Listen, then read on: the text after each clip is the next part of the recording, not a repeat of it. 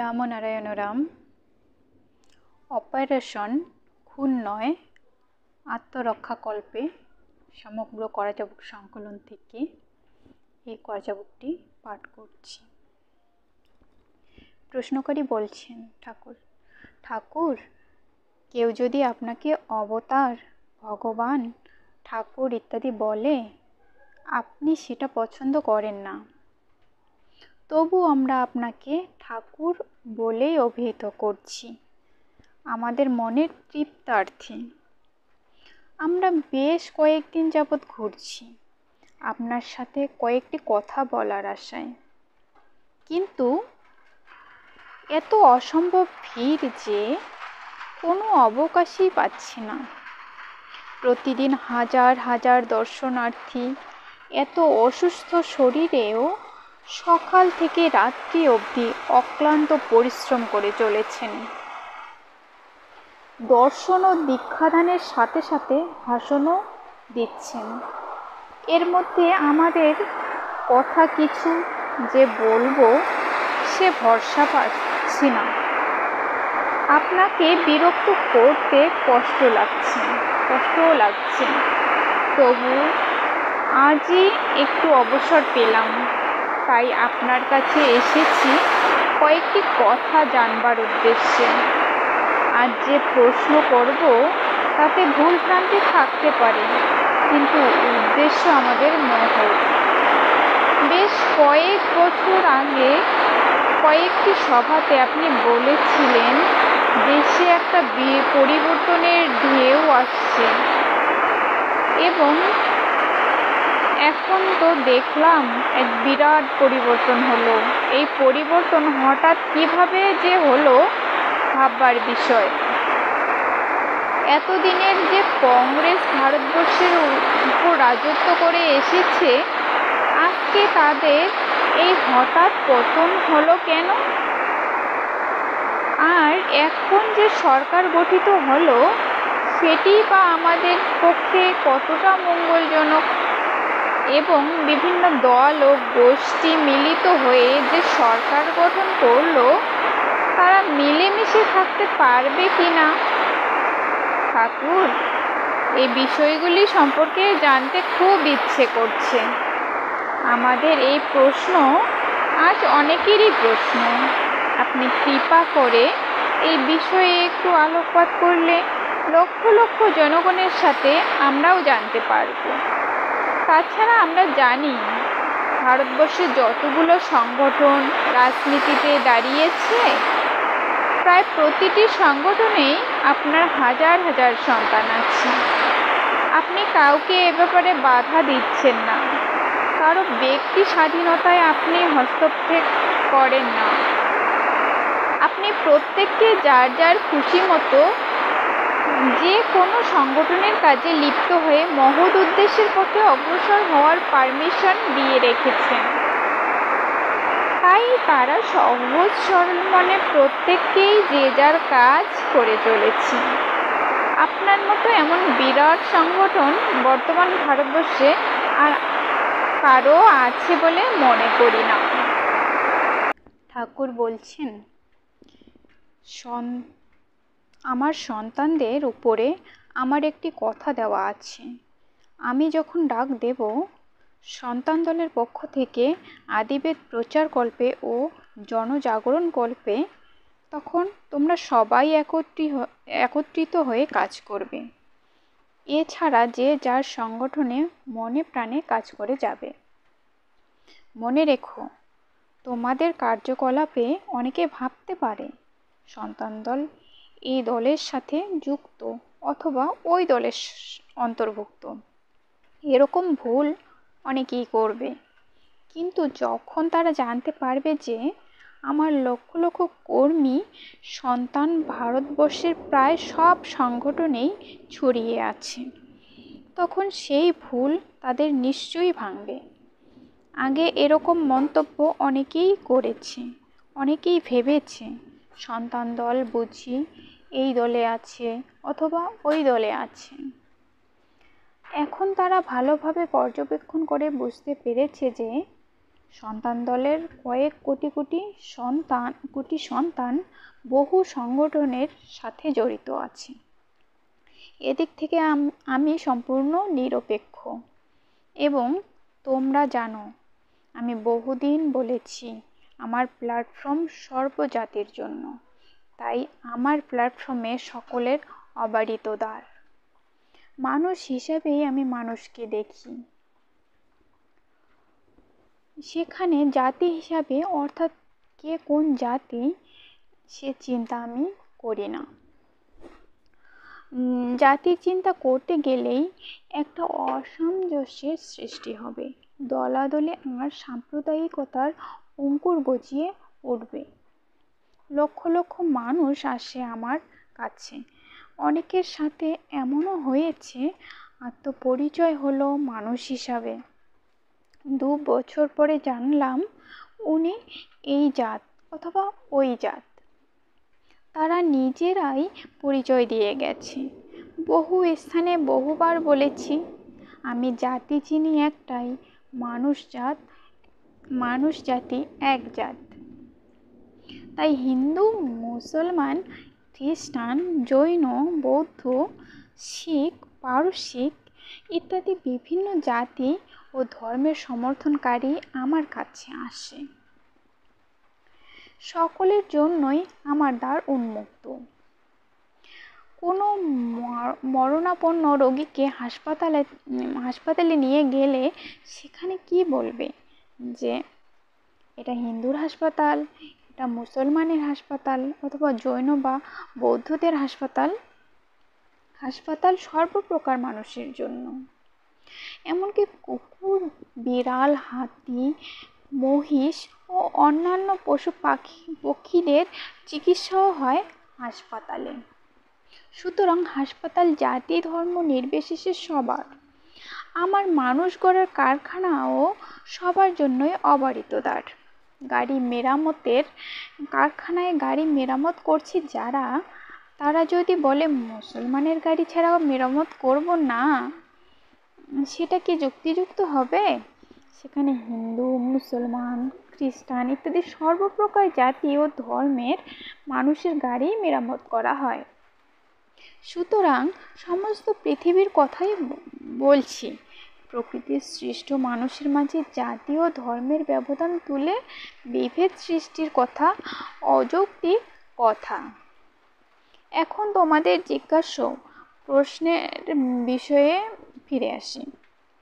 তোমরা বললে কয়েক বছর আগে আমি বলেছি ভারতবর্ষের বুকে পরিবর্তন আসছে। পরিবর্তন এখন যা দেখছো আরও পরিবর্তন হবে। নিজেদের মধ্যেই নানা রকম ব্যাপার নিয়ে আরও দ্বন্দ্বের সৃষ্টি হবে। তাতে পরিবর্তনের পথটি আরও প্রসারিত হবে। সাধারণত দেখা যায় পারিবারিক ক্ষেত্রে 5 ভাই অনেক সময় একত্রে থাকতে পারে না। ঘর নিয়ে, পার্টিশন নিয়ে, নানা কিছু নিয়ে ভাইয়ে ভাই এমন বিবাদ, এমন বাগ বিতণ্ডা চলতে থাকে যে পরিণতিতে মুখ দেখাদেখি পর্যন্ত বন্ধ হয়ে যায়। প্রথমে সামান্য ব্যাপার নিয়ে শুরু হয়, পরে সেটাই বৃহৎ আকার ধারণ করে।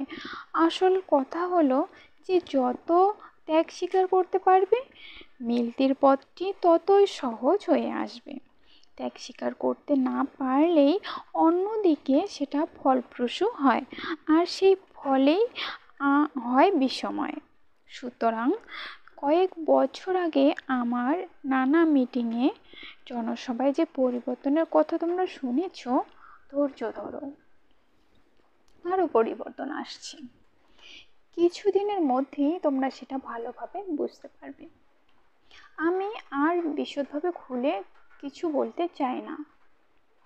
প্রশ্নকারী বলছেন, ঠাকুর আমরা আর একটু খুলে বলছি যে এই যে জনতা পার্টি, বিজেপি, সিপিএম আর এসপি, ফরওয়ার্ড ব্লক ও অন্যান্য আরও অনেক পার্টি, এদের ভিতরে সদ্ভাব বজায় থাকবে তো? ঠাকুর বলছেন, আমি তো আগেই বলেছি যে যত ত্যাগ স্বীকার করতে পারবে, নিরপেক্ষতা অবলম্বন করে চলতে পারবে, সেখানেই দলাদলি ভুলে সব দলের মিলিত হওয়া সম্ভব। প্রশ্নকারী আবার বলছেন, ঠাকুর, কংগ্রেস সরকারের যে হঠাৎ পতন হলো সে ব্যাপারে আপনার অভিমত কি? হাতে এত বিরাট ক্ষমতা থাকা সত্ত্বেও কংগ্রেসের এই দুরবস্থা হলো, কেন হলো? এর জন্য আমরা কাকে দায়ী করব? ঠাকুর বলছেন, জানো তো, একটি কথা আমি অনেকবার বলি, ক্ষমতা অর্জনের চেয়েও তার সদ্ব্যবহার করাই কঠিন। আয়ের চেয়ে ব্যয় করাটাই হলো বুদ্ধিমত্তার লক্ষণ। বাবা সন্তানকে 20,000 টাকা দিয়ে বললেন, এই অর্থের মাধ্যমে তোমার জীবিকা নির্বাহের পথ সুগম করে নাও। সন্তান পিতার আদেশ অবহেলা করে বিলাস বাসন আর ফুর্তিতে সেই টাকা উড়িয়ে দিল। আমি যদি ক্ষমতার অপব্যবহার করি, নির্দেশ অমান্য করি, পতন হবেই। সমস্ত ভারতবর্ষের সম্মিলিত শক্তি একদিন কংগ্রেসের হাতেই ছিল। যারা দল ত্যাগ করে বিভিন্ন পার্টি গঠন করেছে তারা তো একদিন কংগ্রেসেই ছিল। তারা কেন চলে গেল? সবাইকে আপন করে নেবার জন্য যে উদারতা ও মধুর ব্যবহারের প্রয়োজন, সেটারই ছিল অভাব। নাম ও যশের লোভ, অহংকার, দাম্ভিকতা ইত্যাদি যতক্ষণ থাকবে ততক্ষণ পর্যন্ত ক্ষতির ভয় থাকবে। যে কোনো কাজ সবাইকে ডেকে খুঁজে জিজ্ঞাসা করে, এমনকি জনগণের সাথে পর্যন্ত সরাসরি যোগাযোগ স্থাপন করে তাদের অভিমত নিয়ে করলে সুফল ফলবে। ভারতবর্ষের উন্নতিকল্পে একটি বিরাট পরিকল্পনা সফল করার জন্য এইভাবে সকলের সাথে মেলামেশা করে সকলের মতামত জেনে নিয়ে যদি কাজে নামতো তবে আর কোনো দিক থেকে অসুবিধা হতো না। জনগণকে যদি জানাতো, আপনাদের সুবিধার্থে আমরা এই পরিকল্পনা গ্রহণ করেছি, সেটি আপনাদের অনুমোদন সাপেক্ষ। এই বিষয়ে আপনাদের কোনো বক্তব্য আছে কি না? এইভাবে পরামর্শ নিয়ে কাজ করলে পরস্পরের মাঝে বন্ধুত্ব ও ভ্রাতৃত্বের বোধ জেগে উঠত। জনগণের আস্থা অর্জন করার পথটি সুগম হতো। জনগণ চিন্তা করত, আমাদের শাসনকর্তা ও মন্ত্রী মহোদয়গণ আমাদের জিজ্ঞাসা করে কাজ করেন। যারা বিজ্ঞ, বিচক্ষণ, প্রবীণ, তাদের বুদ্ধি পরামর্শ নিয়ে কাজ করলে পতনের পথটি এইভাবে প্রশস্ত হতো না। আজ বিদেশের সাথে ভারতের যে কোনো পরিকল্পনা তথা বাণিজ্যিক সম্পর্ক ও ক্রয় বিক্রয়ের ব্যাপারে যাবতীয় যা কিছু যে সম্পর্কে জনগণের জানার ও বলার অধিকার আছে, কারণ সরকার কোনো ব্যক্তির সরকার নয়, সরকার ব্যক্তির। সবার সুপরামর্শ কামনা করে সবাইকে জানিয়ে যদি বলতো, আমরা একটা পরিকল্পনা গড়তে যাচ্ছি, এ ব্যাপারে সবার মতামত চাই, তাহলে কত সুন্দর হতো। সরকারের যিনি প্রধান, তার যেমন উদারতা থাকবে, সেইভাবে আবার প্রসারতাও থাকবে। শুধু সবার সাথে সবার যোগাযোগটা যদি এক সুরে রাখার চেষ্টা করত, তবে যে দলেই হোক, যারাই হোক, জনগণ তার বিরুদ্ধে যেতে পারে না। জনগণের উপরে অনেক দায়িত্ব ছেড়ে দিতে হবে। যেখানে দুর্নীতি দেখবে তাদের শায়েস্তা করার দায়িত্ব থাকবে জনগণের। রাস্তাঘাটে নানা জায়গায় যেখানে মেরামতে ত্রুটি করছে, ঘুষ খাচ্ছে, যে যেমন পারছে টাকা লুটপাট করছে, এসব সম্পর্কে খুঁটিনাটি সংবাদ সরকারের শেষ মহলে নাও পৌঁছাতে পারে। সরকারের প্রধানরা এসব বিষয়ে নাও জানতে পারেন, কিন্তু জনগণের এতগুলি চক্ষুকে কেউ ফাঁকি দিতে পারবে না। এক একটা পাড়া ধরে ধরে যদি জনগণের উপরে ভলেন্টিয়ার সার্ভিসের মতো দায়িত্ব দেওয়া হয়, তোমরা দেখো কে ঘুষ খাচ্ছে, কে অবিচার করছে, কে অত্যাচার করছে, তারপর তোমরাই তাদের শায়েস্তা করো। প্রথম একটু অসুবিধা হবে, তারপর জনগণ ওয়াকিবহাল হয়ে যাবে, সচেতন হয়ে যাবে। রাস্তায় ঘাটে কেউ আর এদিক ওদিক করতে পারবে না। বেশিরভাগ অফিসে, হাসপাতালে ও অন্যান্য স্থানে ঘুষ না দিলে, পয়সা না দিলে কাজ করব না, এই মনোবৃত্তি সব বন্ধ হয়ে যাবে। যে কোনো অফিসে, যে কোনো স্থানে যারাই হাত বাড়াবে, জনগণের লাঠি তাদের হাতে বাড়ি দেবে। ভয়ে আর কেউ হাত বাড়াতে পারবে না। জনগণ আইন হাতে নেবে না, কিন্তু আইনের আশ্রয় নিশ্চয়ই নেবে। আইনের কিছুটা দায়িত্ব জনগণের হাতে ছেড়ে দিতে হবে। যেখানে শয়তানি করছে, দুর্নীতি করছে, সমাজকে যারা বিভ্রান্ত করছে, জনগণই তাদের শায়েস্তা করবে। কোনো দুষ্কৃতিকারীর দুষ্কর্মের জন্য হয়তো 2 বছরের জেল হলো, জেল থেকে ছাড়া পেয়ে আবার সে শুরু করলো।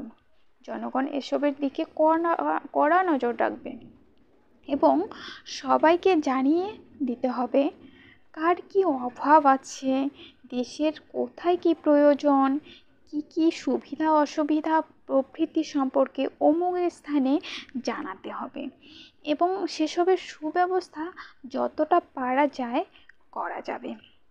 ইচ্ছে মতো টাকা লুটপাট করা, ইচ্ছে মতো টাকা খরচ করা কোনোভাবেই উচিত নয়।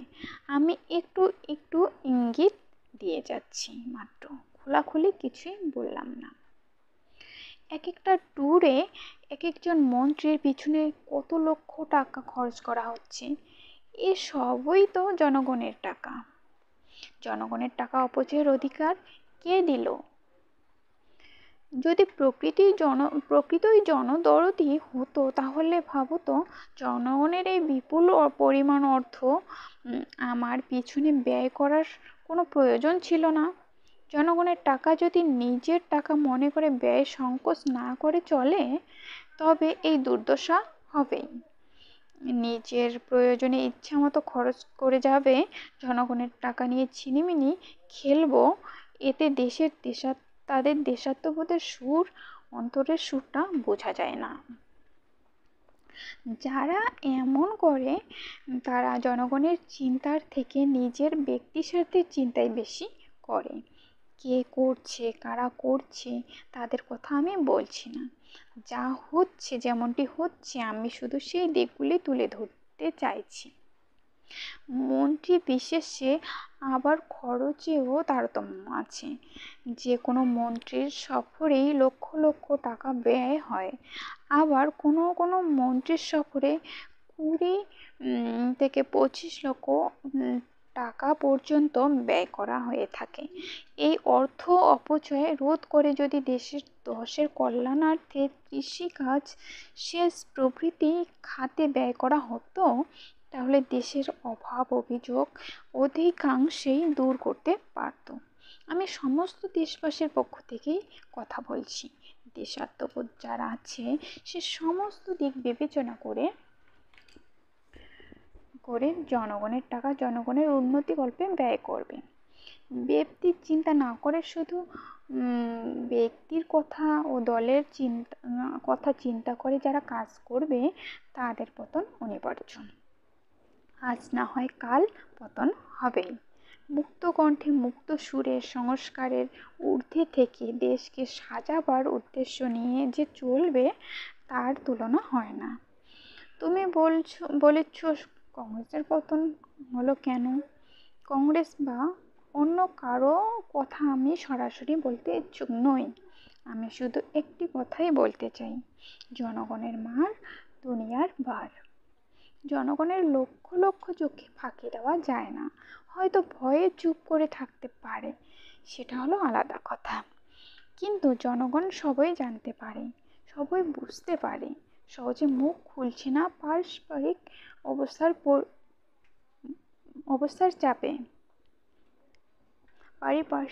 অবস্থার চাপে সেই সমস্ত ত্রুটিগুলো প্রত্যেকেই হজম করে যাচ্ছে। একটু তলিয়ে দেখলেই পতনের কারণ সম্পর্কে তোমরা নিজেরাই জানতে পারবে। সে বিষয়ে আমি খোলাখুলিভাবে আর কিছু বলতে চাই না। শুধু কংগ্রেস কেন, যেন যারাই করুক, দেশগত প্রাণ, দেশাত্মবোধের সুর থেকে যারাই সরে পড়বে, তাদেরই পতন অনিবার্য। আগেই চিন্তা করে মন্ত্রী হয়ে এবার আখের গুছিয়ে নেব, সেইভাবেই বেশিরভাগ চলছে। 42 বছর স্বাধীনতা লাভ হয়েছে, কে কতটা আখের গুছিয়ে নেবে, এদিকটাই যত প্রবণতা, যত বদনাম হয়েছে। জনগণ স্বচক্ষে সবই দেখেছে এবং বুঝতে কোনো ভুল করেনি। একা চিৎকার করে লাভ তো নেই, যে চিৎকার করবে, প্রতিবাদ করে কিছু বলবে, তাকে নিশ্চয়ই আটকিয়ে রাখা হবে। সেই ভয়েই অনেকে কিছু বলে না।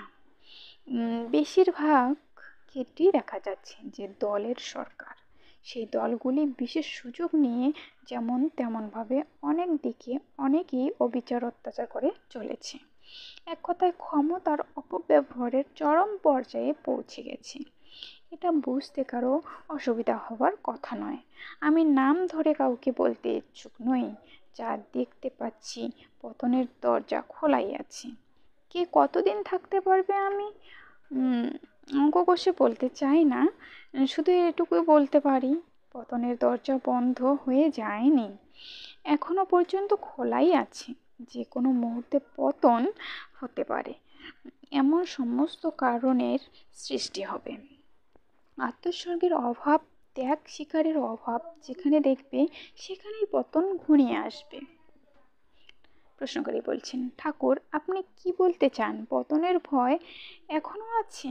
ঠাকুর বলছেন, সে ভয় আছে, পতনের ভয় এখনো আছে।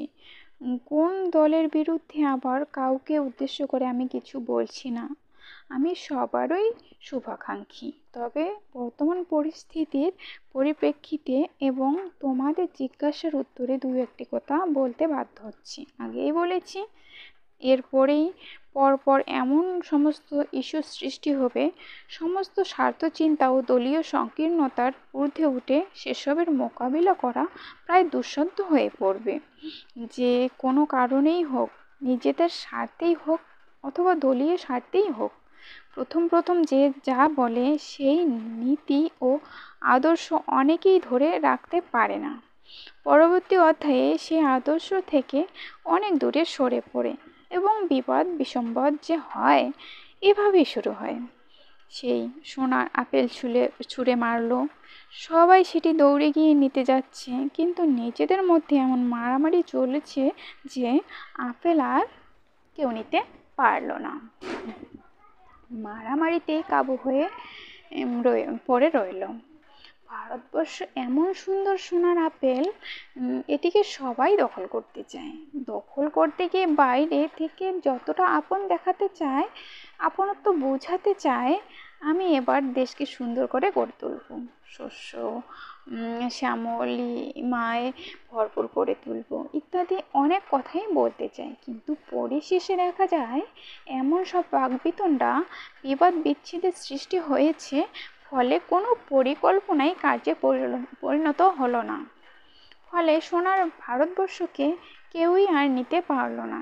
একটি কথা মনে রাখবে, ক্ষমতা যার হাতে থাকবে, সে যদি অতি বিচক্ষণ এবং নিরপেক্ষ দৃষ্টিসম্পন্ন হয়, দলীয় পোষণ, আত্মীয় পোষণের চিন্তা পরিত্যাগ করে মিষ্টি সৎ ব্যবহারের মাধ্যমে সবার মন জয় করতে পারে, তবে অনেকটা সফলতা আশা করা যায়। কিন্তু বেশিরভাগ ক্ষেত্রেই দল রক্ষা ও অন্য দলের তুষ্ট করার জন্য এমন সব পলিটিক্সের আশ্রয় নিতে হয়, পরিশেষে সেটা গিয়ে আর টিকাতে পারে না। অর্থাৎ এমন সব অবস্থার সৃষ্টি হলো, পরিণতিতে যার ফল জিরো ছাড়া আরও কারো হাতেই কিছু রইল না। আফসোসটাই সার হলো। ক্ষমতা হারিয়ে অনুতাপের জ্বালায় জ্বলতে থাকে। আমি এত বড় ক্ষমতা পাওয়া সত্ত্বেও আমার হাত থেকে ক্ষমতা চলে গেল। এই অনুশোচনা আর আফসোস, এটাই শেষবেলা ঠিক থাকে। আগে তো বুঝতে পারে না, ক্ষমতা হাতে পেয়ে নিজেকে হামসে হাম দুনিয়া কা রাজা মনে করে, কিন্তু ক্ষমতা হাতে পেয়েও রক্ষা করতে পারে না। নিজের বুদ্ধির দোষে সব হাতছাড়া হয়ে যায়। সুতরাং আমাকে কোনো বিশেষ দল সম্পর্কে কিছু বলবে না। শুধু কংগ্রেস কেন, পৃথিবীর সমস্ত ব্যাপারেই একই কথা। প্রশ্নকারী বলছেন, ঠাকুর, পরিশেষে ভারতবর্ষের কি হবে? ঠাকুর বলছেন, পরিশেষে হবে মারামারি, কাটাকাটি, দলাদলি, তারপর গজিয়ে উঠবে এক বিপ্লবের ধারা। সশস্ত্র বিপ্লবের বোমা তখনই ফাটবে। রাজনৈতিক দলকে আর স্থান দেওয়া হবে না। এই রকম মনোবল তখন জনগণের মাঝে জেগে উঠবে এবং জনগণ নিজেরাই সরকার গড়াতে বাধ্য হবে। আমরা আজকে সরকারকে বলি জনগণের সরকার। জনগণ সবাই কিন্তু আজও স্বতঃস্ফূর্তভাবে এগিয়ে আসেনি। জনগণ সবাই যেদিন স্বতঃস্ফূর্তভাবে এগিয়ে এসে বলবে, আমরাই দেশকে দশকে ঠান্ডা করব, সমস্ত অভাব অভিযোগের হাত থেকে দেশকে মুক্ত করব, জনগণের দিক থেকে এই ঢেউটা যখন আসবে এবং এই ঢেউটা আসতে বাধ্য, তখন এখানকার রাজনীতির দল বল কে টিকবে আর কে টিকবে না জানি না, কিন্তু জেনে রেখো আরও পরিবর্তন হবে। সেই পরিবর্তনের ঢেউ আরও অনেকের উপর এসে পড়বে। যদি বেঁচে থাকি আবার তোমরা সেই পরিপ্রেক্ষিতে কথা বলতে বাধ্য হবে। প্রশ্নকারী বলছেন, ঠাকুর, বর্তমান পরিস্থিতিতে এই তো চলছে, এই সময়ে বিজেপি সম্পর্কে আপনার বক্তব্য কি? আপনি কি এই বিষয়ে কি বলতে চান? ঠাকুর বলছেন, দেখো, এই বিষয়ে আমার কিন্তু মন্তব্য করা উচিত নয়। আগেই তো বলেছি, আমার প্ল্যাটফর্মের সকলের অবারিত দ্বার। সে যে কোনো জাতি আসুক, আমি কারো পক্ষপাতিত্ব করি না। যেখানে যুক্তি আছে, ন্যায় আছে, সেটুকু নিয়েই আমি থাকি। যারা হিন্দু রাষ্ট্র করতে চায় তারা কেন তা চাইছে? নিশ্চয়ই তারা এমন এক জায়গায় গিয়ে খাচ্ছে যার জন্য এই কথাগুলি বলতে বাধ্য হচ্ছে। আমরা ভারতবাসী। পূর্ববঙ্গে আমাদের ঘরবাড়ি ছিল, সেখানে ছিল কয়েক কোটি হিন্দুর বসবাস। বঙ্গ বিভাগের ফলে মুসলমানদের মারধর খেয়ে লক্ষ লক্ষ হিন্দু পশ্চিমবঙ্গে চলে এসেছে। পূর্ববঙ্গেই আমি থাকতে চেয়েছিলাম, কিন্তু ইচ্ছে থাকলেও থাকতে পারিনি। মা বাবা জোর করে আমাকে টেনে নিয়ে এসেছেন। আমি মা বাবার অবাধ্যপনা কোনো দিন করিনি। মা বাবা যদি জোর করে টেনে নিয়ে আসেন, সেখানে বাধ্য হয়ে আমাকে পশ্চিমবঙ্গে থাকতে হয়েছে। তবু আমি কয়েকবার পূর্ববঙ্গে যাতায়াত করেছি। সেখানে গিয়ে প্রত্যেককে সাবধান করে দিয়েছি, একটা বিরাট ঝামেলা আসতে পারে, তোমরা আত্মরক্ষার জন্য প্রস্তুত থেকো, তাও তাদের জানিয়ে দিয়েছি। তারপর পূর্ববঙ্গের উপর দিয়ে এক বিরাট ঝড় বয়ে গেল। কয়েক লক্ষ লোক, কয়েক হাজার বাড়িঘর ভেঙে চুরে শেষ। পূর্ববঙ্গে মুসলমানরা যে অত্যাচার হিন্দুদের উপর করেছে, যেভাবে নির্যাতনের রোলার চালিয়েছে, সে আর ভাষায় ব্যক্ত করা যায় না। বিরাট এর চেয়েও বেশি যে বিবাদ বৈষম্য বাঁধিয়ে বসেছে, তার ফল বড় মর্মান্তিক। যেখানে হিন্দু দেখছে সেখানেই মারছে। নৌকা ভর্তি মানুষ চলেছে পদ্মা, মেঘনা, ধলেশ্বরীর বুকে, সেখানে গুলি করে করে নৌকা ডুবিয়ে দিচ্ছে। সে এক বীভৎস দৃশ্য, বলে শেষ করা যায় না।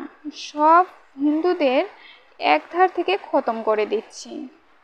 তবু অনেক হিন্দু কোথায় যাবে, কি করবে, স্থান স্থিতি কিছুই নাই। যে যেখানে পারছে রাস্তা দিয়ে চলেছে। সেই অসহায় নিরীহ মানুষদের উপর নির্মমভাবে গুলি চলছে। সচক্ষে দেখেছি। আন্দোলন করবে কারা? গুলির মুখে আন্দোলন কতক্ষণ চলে? দূর থেকে বসে চা খেতে খেতে টেবিল থাপড়িয়ে আলাপ আলোচনা করা যায়, কিন্তু প্র্যাকটিক্যাল ক্ষেত্রে প্রতিবাদ করতে, আন্দোলন করতে যারাই গেছে, গুলির মুখে বিদ্ধ হয়ে তারাই শেষ। খেলার ছলে শিশুগুলিকে শিশুগুলিকে উপর থেকে ছুঁড়ে ছুঁড়ে বেনেটের ডগায় বিদ্ধ করেছে। এক বিরাট বেনেটের 3-4টি শিশুকে বিদ্ধ করে হত্যা করেছে। এ যেন তাদের কাছে এক আনন্দ উৎসব। সে পৈশাচিক উল্লাস স্মরণ করলে আজও শিউরে উঠতে হয়। যেখানে অত্যাচারের চরম পর্যায়ে বাঙালি হিন্দুরা মৃত্যু যন্ত্রণায় ছটফট করেছে, সেক্ষেত্রে ভারতবর্ষ থেকে নাকি অনেক সাহায্য করেছে রিওট থামাবার জন্য। যাই হোক, কে কি করেছে জানি না, কে কতটা সাহায্য করেছে বুঝতে পারিনি। আমাদের লক্ষ লক্ষ লোক মারা গেছে এটুকুই জানি। আমাদের বাপ ঠাকুরদা ভিটা, কয়েক পুরুষের ভিটা ছেড়ে আমরা চলে আসতে বাধ্য হয়েছি। নিরুপায় হয়ে পূর্ববঙ্গেই যারা রয়ে গেল, তাদের আমি বললাম, তোমরা তো এমনই মরতে চলেছ, আত্মরক্ষা কল্পে দা, খন্তা, কুড়াল, ছেনি নিয়ে নেমে পড়ো। আর উপায় নাই। মরিয়া হয়ে তারা তাই নিয়ে নেমে পড়েছে। তাতে অনেকটা রক্ষা পেয়েছে। মুসলমানদের অত্যাচারের কাহিনী আর কত বলবো। কত যে মন্দির ধ্বংস করেছে তার ইয়ত্তা নেই। বহু বছরের পুরনো রমনার বিখ্যাত কালীবাড়ি কামান দাগিয়ে উড়িয়ে দিয়েছে। কে কোথায় পালাবে? কোনো স্থান নেই। পদ্মা নদী, মেঘনা নদী সাঁতরে পার হচ্ছে, গুলি করে করে জলেই ডুবিয়ে দিয়েছে। বাড়িতে বসবাস করছে, কামান দাগিয়ে বাড়ি ধূলিসাৎ করে দিয়েছে। পশ্চিমবঙ্গে সেই অত্যাচারের ঢেউ ততটা এসে পৌঁছেনি। যা বললাম 100 ভাগের 1 ভাগও বলা হলো না। এমতো অবস্থায় এই সংস্কারের ধর্ম নিয়ে এবং এর ফলাফল স্বরূপ দুটো জাতের সৃষ্টি হলো, হিন্দু মুসলমান। শেষ পর্যন্ত পূর্ববঙ্গে মুসলমানদের রাজত্ব বহাল রইল। ভারতবর্ষ বাংলা দ্বিখণ্ডিত হয়ে পশ্চিম পাকিস্তান ও পূর্ব পাকিস্তানে মুসলিম রাজত্ব স্থাপিত হলো। যে সমস্ত হিন্দুরা পূর্ববঙ্গ বা পূর্ব পাকিস্তান রয়ে গেল, তাদের কি দুরবস্থা। মুসলমানদের কাছে তাদের হাত জোড় করে থাকতে হচ্ছে। তারা যখন তখন অপমানিত হচ্ছে। তাদের ঘর বাড়ি ছেড়ে দিতে বলা হয়েছে। তারা প্রায়ই রিওটের সম্মুখীন হচ্ছে। মুসলিম রাজ্যে তারা যেন কৃপাপ্রার্থী হয়ে আছে। এমতো অবস্থায় মুসলমানরাই আমাদের পরোক্ষে শিখিয়ে দিল আমরা মুসলিম রাজত্ব বা ইসলামিক রাষ্ট্র গড়লাম। সুতরাং তারা যদি ইসলামিক রাষ্ট্র গঠন করতে পারে, বিজেপি কেন বলতে পারবে না যে আমরা হিন্দু রাষ্ট্র গড়ে তুলব? সেটা বলা কি তাদের পক্ষে অশোভনীয়? তারা কেন বলতে পারবে না? তবু বিজেপি কিছু দুঃসাহসের পরিচয় দিয়ে চিৎকার করে একথা বলতে পারছে। যদি হিন্দু মুসলমান ভাই ভাই হয়ে থাকতো, তাহলে বলতো না যে নির্মম অত্যাচার বাংলাদেশের উপর দিয়ে বয়ে গেল, সেই অত্যাচারের পরিপ্রেক্ষিতে একথা বলতে পারবে না কেন? ভারতবর্ষ ধর্মনিরপেক্ষ রাষ্ট্র হয়ে এখানেও যেন আমরা মুসলমানের প্রধানত হয়ে চলেছি। এখানেও মুসলমানরা মাথা চাড়া দিয়ে উঠেছে। তারা ইচ্ছে মতো চলাফেরা করছে, কিন্তু বাংলাদেশে হিন্দুরা ইচ্ছে মতো চলাফেরা করতে গেলেই বিপদ। তারা যদি বলতে চায় আমরা একটু স্বাধীনভাবে থাকবো, তাহলেই কপালে ছিদ্র। মুসলমানদের অত্যাচারগুলো এখনও তারা মুখ বুজে সহ্য করে যাচ্ছে। এর মধ্যে বহু ভালো মুসলমানও আছে। অনেক মুসলমান বহু হিন্দুদের ঘরে রেখে রক্ষাও করেছে, হিন্দুদের বিরুদ্ধে অত্যাচার প্রতিবাদও করেছে। ভালো মুসলমান যে বেশি তা নয়, তারা সংখ্যায় মুষ্টিমেয়। ওই অত্যাচারীদের কাছে অনেক মুসলমানও মারা গেছে। বিজেপি বা বিশ্ব হিন্দু পরিষদ যদি স্বাধীন হিন্দু রাষ্ট্র গড়তে চায়, তবে কথা বলার মূলে মুসলমানরাই দায়ী। আমি চেয়েছিলাম দুই বাংলায় এক হয়ে যাক, হিন্দু মুসলমান এক অচ্ছেদ্য ভ্রাতৃত্বের বন্ধনে মিলনের সেতু রচনা করুক। হিন্দুরা নির্যাতিত অত্যাচারে অতিষ্ঠ হয়েই স্বাধীন হিন্দু রাষ্ট্র গঠনের কথা ভাবতে পেরেছে। কেউ বলতে পারবে না হিন্দুরা এগিয়ে গিয়ে মুসলমানের সাথে ঝগড়া মারামারি কোনো দিন করেছে। ঝগড়া বিবাদ যা কিছু হয় অপর পক্ষ থেকেই ঢেউটা বেশি আসছে। যে অত্যাচার হিন্দুরা সহ্য করেছে আর কোনো দিনই ভারতবর্ষের বুকে বা অন্য দেশে এরকম হয়েছে কিনা সন্দেহ। সুতরাং তুমি যা বললে সেই পরিপ্রেক্ষিতে বিজেপি তাদের অভিমত ব্যক্ত করতে পারে। তারা বলতে পারে যে আমরা ভারতবর্ষকে স্বাধীন হিন্দু রাষ্ট্ররূপে ঘোষণা করব। আমার অভিমত, ভারতবর্ষ টুকরো হয়ে গেল নিজেদের বুদ্ধির ত্রুটিতে। এটা কত বড় লজ্জার কথা। বাল্যকাল হতে যে অখণ্ড ভারতবর্ষের মানচিত্র দেখে এসেছি আজ তা দেখতে পাই না। কত বড় দুঃখের কথা। এই হিন্দু নিজেদের চালের ভুলে বাঙালি হিন্দুরা যে দুর্দশাকে বরণ করে নিয়েছে, উত্তরপ্রদেশ, মধ্যপ্রদেশ ও ভারতবর্ষের অন্যান্য প্রদেশবাসীর সেটা বুঝতে সময় লাগবে। পাঞ্জাবিরা কিছুটা বুঝেছে। তারা আমাদের এই মতো ভুক্তভোগী। সুতরাং এখানে আমি কোনো অভিমত প্রকাশ করতে চাই না। বহুবার বলেছি, ব্যক্তিগতভাবে আমি একটাই জাতি বুঝি, মানুষ জাতি, এক জাতি। খণ্ডখণ্ডভাবে আমি কিছু বলতে ইচ্ছুক নই। আমার কারখানায় শুধু হিন্দুর গাড়ি মেরামত করি না, মুসলমান, খ্রিস্টান ও অন্যান্য ধর্মাবলম্বীদের গাড়িও মেরামত করি। গাড়ির কোনো জাত নাই। আগেই বলেছি, মানুষের কোনো জাতি প্রকৃতি প্রদত্ত নয়। জাতিটা সম্পূর্ণ মন গড়া, নিজেরা সৃষ্টি করেছে। ভারতবর্ষের স্বাধীনতা লাভের সময় একই কথাটি উঠেছিল। মুসলমানরা তাদের রাজ্য চলে যাবে, হিন্দুরা হিন্দু রাজ্যে ফিরে আসবে। ট্রান্সফার অফ পপুলেশন, সেটা কার্যকরী হলো না কেন? কে বাধা দিল?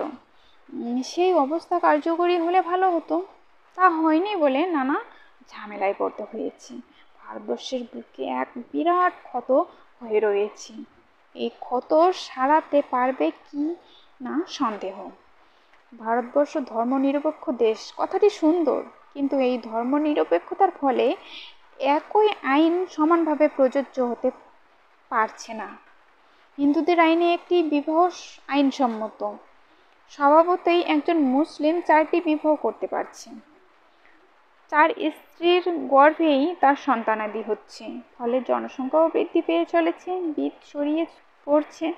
হযরত মুহাম্মদ অত্যন্ত বিচক্ষণ ব্যক্তি ছিলেন। তিনি জনসংখ্যা বৃদ্ধির পক্ষপাতী ছিলেন।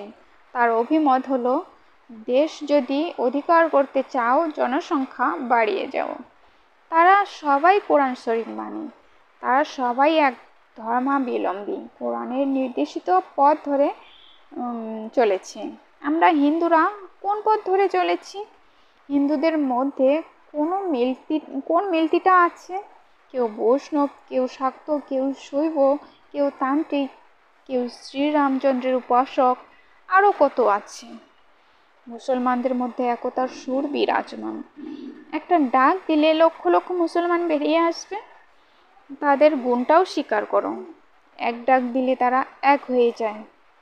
কিছুদিন আগেও মুসলমানদের সংখ্যা কত কম ছিল, আর আজ কত হয়ে গেছে। আর কিছুদিন পরে দেখবে তারা সংখ্যায় এত বেশি হয়ে গেছে যে তাদের হাত থেকে ভারতবর্ষকে রক্ষা করা দায় হয়ে পড়বে। তখন সংখ্যাগরিষ্ঠতার দিক থেকে ওরাই এগিয়ে যাবে। আর আমরা জন্ম নিয়ন্ত্রণের প্রচার চালিয়ে 2 সন্তানের জনক জননী হয়ে ছোট্ট পরিবার, সুখী পরিবার গঠনের স্বপ্ন দেখছি। জন্ম নিয়ন্ত্রণের পরিকল্পনায় আমরা এগিয়ে চলেছি, আর তারা এগিয়ে চলেছে জন্ম বৃদ্ধির পথে। জনসংখ্যা বৃদ্ধির দিক থেকে হিন্দু মুসলমান 2 বিপরীত আদর্শের পথ ধরে এগিয়ে চলেছে। এইভাবে চললে আর কিছুকাল পরে মুসলমানরাই হিন্দুদের নিয়ন্ত্রণ করবেন। দেখে নিও, মুসলমানরা তাদের ধর্মকে মেনে চলে। তাদের ধর্ম রক্ষা করতে গিয়ে তারা সংখ্যাগরিষ্ঠ হয়ে যাচ্ছে। সেখানে আমাদের কোনো চিৎকারে আর বাধা দিতে পারবে না। ফলে মুসলমান রাষ্ট্র যাতে হয় সেই পথটাই প্রসারিত হয়ে যাচ্ছে।